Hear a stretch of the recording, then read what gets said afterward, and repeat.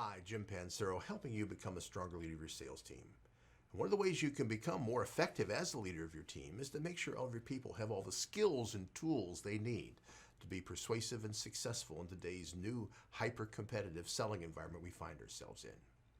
But I watch there's a problem, especially for managers that have a lot of senior sales reps.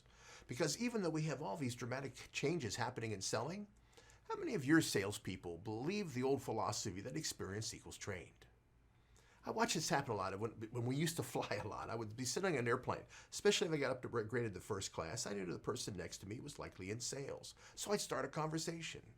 One of the questions I ask them is what they did and what they sold and how long they've been selling. And usually they've been selling at least 5 to 10 years. But then I would ask them, so how much sales training have you had in this last year? What answer would you give me?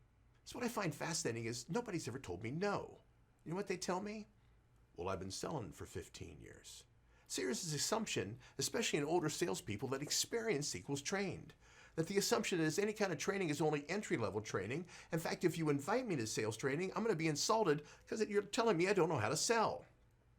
This reality of experience equals trained is blocking a lot of salespeople, senior people, that most need to change and adapt to today's new cultures of selling, and they're not changing anything because they believe experience equals trained.